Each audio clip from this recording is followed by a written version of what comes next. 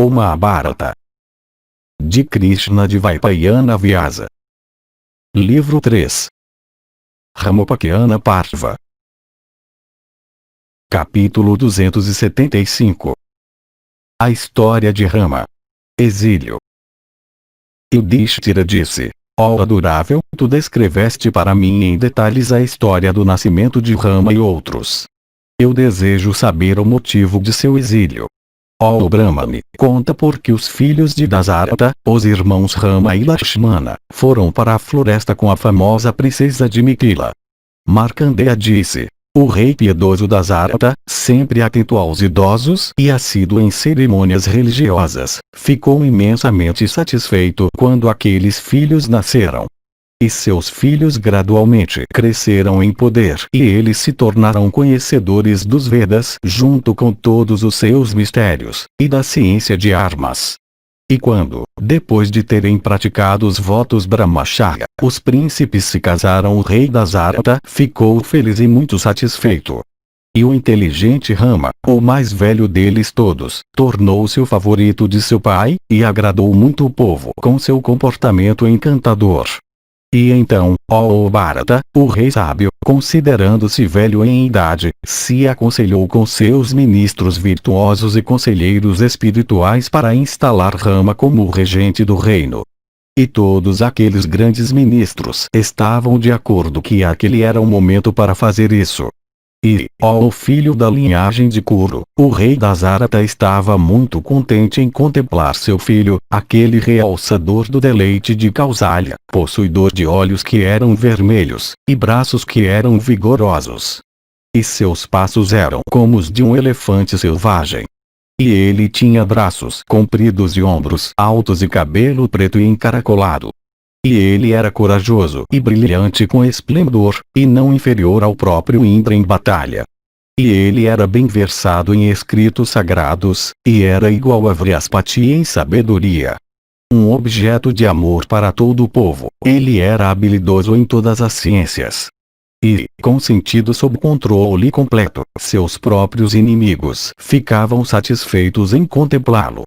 E ele era o terror dos maus e o protetor dos virtuosos. E possuidor de inteligência, e incapaz de ser confundido, ele era vitorioso sobre todos e nunca derrotado por ninguém. E, ó descendente dos Kurus, contemplando seu filho, aquele aumentador da alegria dos Kausalyas, o rei Dasarata ficou muito satisfeito. E refletindo sobre as virtudes de Rama, o rei forte e poderoso se dirigiu alegremente ao sacerdote da família, dizendo: abençoado sejas tu, ó Brahmane. Esta noite a constelação Pushya produzirá uma conjunção muito auspiciosa. Portanto, que os materiais sejam reunidos e que Rama também seja convidado. Esta constelação Pushya durará até amanhã. E Rama, portanto, deve ser investido por mim e meus ministros como príncipe regente de todos os meus súditos. Enquanto isso, Mantara, a criada de Kaikeyi, ouvindo essas palavras do rei, foi até sua patroa e falou para ela como era apropriado à ocasião. E ela disse: a tua grande má sorte, ó Kaikeyi, foi hoje proclamada pelo rei. Ó infeliz, tu podes ser mordida por uma cobra feroz e enfurecida de veneno virulento.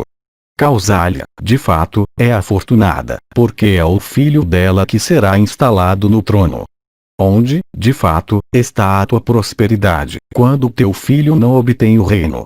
Ouvindo essas palavras de sua criada, a bela Kaikeyi de cintura fina colocou todos os seus ornamentos e procurou seu marido em um lugar retirado. E com um ânimo alegre, e sorrindo agradavelmente, ela dirigiu estas palavras a ele com todos os agrados do amor: ó rei, tu és sempre verdadeiro em tuas promessas. Tu me prometeste antes me conceder um objeto de meu desejo. Cumpre essa promessa agora e salva a ti mesmo do pecado de uma promessa não cumprida. O rei respondeu, dizendo: eu te concederei um benefício. Pede o que quer que tu queiras. Que homem não merecedor de morte deve ser morto hoje, e quem que merece a morte é para ser posto em liberdade? Para quem eu concederei riqueza hoje, ou de quem riqueza será confiscada? Qualquer riqueza que haja neste mundo, salvo a que pertence aos Brahmanes, é minha. Eu sou o rei dos reis neste mundo, e o protetor de todas as 4 classes.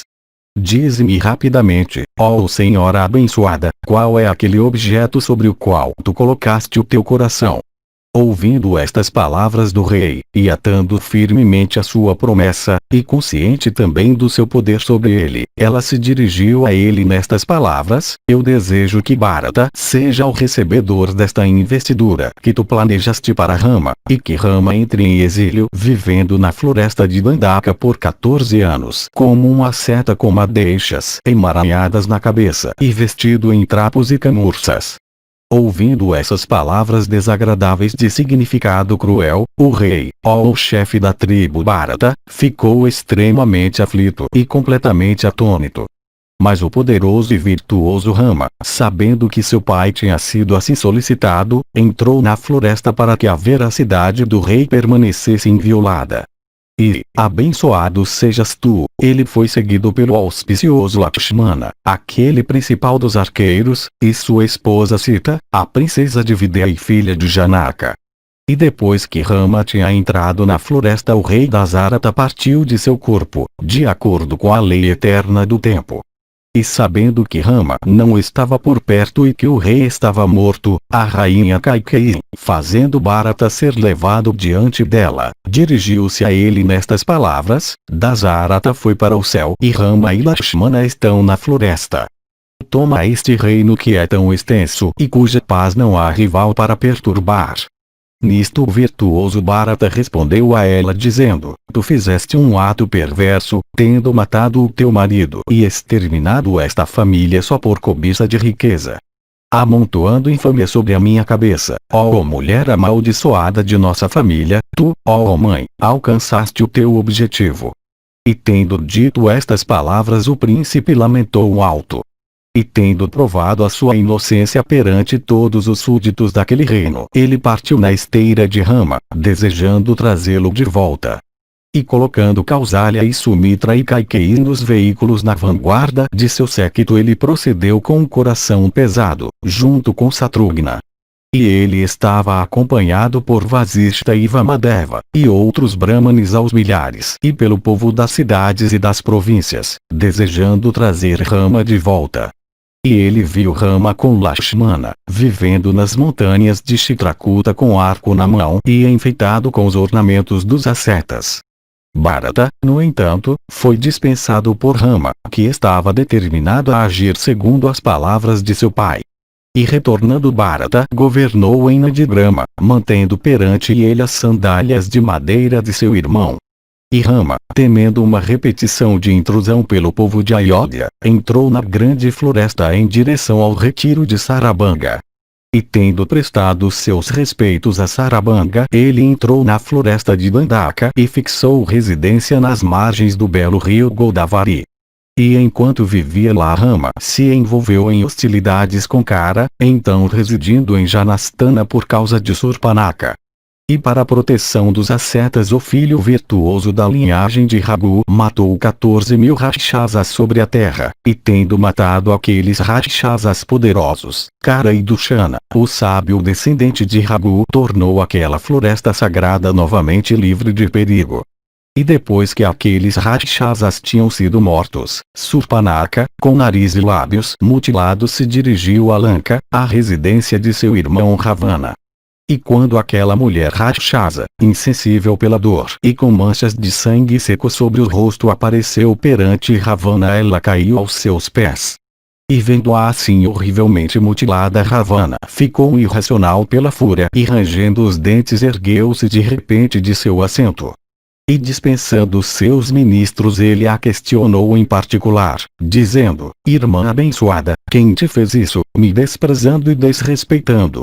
Quem é aquele que, tendo pegado uma lança de ponta afiada, esfregou o seu corpo com ela? Quem é ele que dorme em felicidade e segurança depois de colocar um fogo perto de sua cabeça? Quem é aquele que pisou sobre uma cobra vingativa de veneno virulento? Quem de fato é aquela pessoa que permanece com a mão enfiada dentro da boca do leão de Juba? Então chamas de ira irromperam do corpo dele, como aquelas que são emitidas à noite dos buracos de uma árvore em chamas. Sua irmã então relatou para ele a coragem de Rama e a derrota dos Rakshasas com Kara e Dushana em sua chefia. Informado da morte de seus parentes, Ravana, impelido pelo destino, se lembrou de Marisha para matar Rama. E resolvendo a respeito do rumo que ele deveria seguir e tendo tomado providências para o governo de sua capital, ele consolou sua irmã e partiu em uma viagem aérea. E cruzando as montanhas Trikuta e Kala, ele contemplou o vasto receptáculo de águas profundas, a residência dos Makaras. Então, cruzando o oceano, Ravana de 10 cabeças alcançou Gokarna, o recanto favorito do deus ilustre armado com tridente. E lá Ravana encontrou seu velho amigo Marisha que, por medo do próprio Rama, tinha adotado um modo ascético de vida. Capítulo 276. Sita é raptada. Markandeya disse. Vendo Ravana chegar, Marisha o recebeu como uma saudação respeitosa, e lhe ofereceu frutas e raízes. E depois que Ravana tinha tomado seu assento, e descansado por um momento, Marisha, habilidoso em discurso, sentou-se junto a Ravana e se dirigiu a ele que era igualmente eloquente em palavras, dizendo: A tua tez assumiu uma cor antinatural, está tudo bem com o teu reino, ó o rei dos Rakshasas. O que te trouxe aqui? Os teus súditos continuam a te prestar a mesma obediência que eles costumavam te prestar antes. Que assunto te trouxe aqui? Saibas que ele já está realizado, mesmo que seja de realização muito difícil. Ravana, cujo coração estava agitado pela raiva e humilhação, lhe informou resumidamente das ações de Rama e das medidas que deveriam ser tomadas. E ao ouvir sua história, Marisha respondeu sumariamente a ele, dizendo: Tu não deves provocar Rama, pois eu conheço a sua força. Existe alguma pessoa que seja capaz de resistir ao ímpeto de suas setas? Aquele homem notável foi a causa de eu assumir a minha atual vida ascética. Que criatura de mente má te instigou a esse rumo planejado para trazer ruína e destruição para ti? A isso Ravana respondeu indignadamente, repreendendo desta maneira: Se não obedeceres às minhas ordens, tu sem dúvida morrerás pelas minhas mãos. Marisha então pensou consigo mesmo: como a morte é inevitável, eu cumprirei as ordens dele, pois é melhor morrer nas mãos de alguém que é superior. Então ele respondeu ao senhor dos Rakshasas dizendo: Eu certamente te darei qualquer ajuda que eu possa. Então Ravana de 10 cabeças disse a ele: Vai atrás Sita, assumindo a forma de um veado com chifres dourados e pele dourada. Quando Sita te observar dessa maneira, ela certamente enviará Rama para te caçar. E então o Sita indubitavelmente ficará em meu poder, e eu a levarei embora à força. E então aquele perverso Rama certamente morrerá de dor pela perda de sua esposa. Ajuda-me dessa maneira. Assim abordado, Marisha realizou seus funerais em antecipação, e com o coração triste, seguiu Ravana que estava à frente dele. E tendo alcançado o eremitério de Rama de realizações difíceis, ambos fizeram como arranjado antes. E Ravana surgiu na aparência de um asceta com cabeça raspada, adornado com um kamandala e um bastão triplo. E Marisha apareceu na forma de um veado. E Marisha apareceu perante a princesa de Vidya naquele aspecto. E impelida pelo destino, ela mandou Rama atrás daquele veado. E Rama, com o objetivo de agradá-la, rapidamente pegou o seu arco, e deixando Lakshmana atrás para protegê-la, partiu em perseguição àquele veado. E armado com seu arco e aljava e cimitarra, e com seus dedos envoltos em luvas de pele de iguana, Rama foi em busca daquele veado, assim como Rudra seguindo o veado estelar antigamente. E aquele Rakshasa atraiu Rama para uma grande distância por aparecer à frente dele em um instante e desaparecer de sua vista em outro. E quando Rama finalmente soube quem e o que aquele veado era, isto é, que ele era um Rakshasa, aquele descendente ilustre da tribo de Ragu pegou uma seta infalível e matou aquele Rakshasa, no disfarce de um veado. E atingido pela seta de Rama, o Rakshasa, imitando a voz de Rama, gritou em grande angústia, chamando por Sita e Lakshmana. E quando a princesa de Videha ouviu aquele grito de angústia, ela incitou Lakshmana a correr em direção ao quadrante de onde o grito vinha. Então Lakshmana disse a ela: Senhora tímida, tu não tens razão para temer. Quem seria tão poderoso a ponto de poder atingir Rama? Alto de doces sorrisos, em um momento tu verás teu marido Rama. Assim abordada a casta Sita, por causa daquela timidez que é natural às mulheres, ficou desconfiada até do puro Lakshmana e começou a lamentar alto. E aquela senhora casta, devotada ao seu marido, reprovou Lakshmana severamente, dizendo: o objetivo que tu, ó tolo, nutres em teu coração nunca será realizado. Eu preferiria me matar como uma arma ou me jogar do topo de uma colina ou entrar em um fogo ardente do que viver com um canalha miserável como tu, abandonando o meu marido Rama, como uma tigresa sob a proteção de um chacal. Quando o afável Lakshmana, que gostava muito de seu irmão, ouviu essas palavras, ele fechou os ouvidos com as mãos e partiu no caminho que Rama havia tomado. E Lakshmana saiu sem lançar um único olhar àquela senhora de lábios macios e vermelhos como a fruta bimba. Enquanto isso, o Rakshasa Ravana, usando uma aparência distinta embora perverso no fundo, e semelhante a um fogo envolto em uma pilha de cinzas, se mostrou lá. E ele apareceu lá no disfarce de um eremita, para tomar à força aquela dama de caráter irrepreensível. A filha virtuosa de Janaka, vendo chegar, o recebeu com frutas e raízes e um assento. Desconsiderando-os e assumindo a sua própria forma característica, aquele touro entre os Rakshasas começou a tranquilizar a princesa de Videha nestas palavras: Eu sou, ó Sita, o rei dos Rakshasas, conhecido pelo nome de Ravana. A minha cidade encantadora, conhecida pelo nome de Lanka, está no outro lado do grande oceano. Lá entre mulheres belas tu brilharás comigo.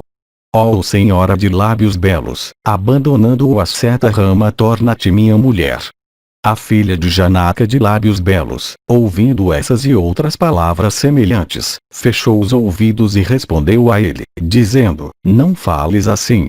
A abóbada do céu com todas as suas estrelas pode cair, a própria terra pode ser quebrada em fragmentos, o próprio fogo pode mudar sua natureza por se tornar frio, ainda assim eu não posso abandonar o descendente de Rabu. Como pode uma elefanta, que tem vivido com o líder poderoso de uma manada com têmporas fendidas, abandoná-lo e viver com um porco? Tendo uma vez experimentado o vinho doce preparado com mel ou flores, como pôde uma mulher, eu imagino, apreciar o arraque ruim de arroz? Tendo proferido essas palavras, ela entrou na cabana, com seus lábios tremendo de raiva e seus braços se movendo para frente e para trás de emoção. Ravana, no entanto, a seguiu até lá e interceptou seu progresso. E rudemente tratada pelo Rakshasa, ela desmaiou. Mas Ravana a agarrou pelos cabelos e a ergueu no ar.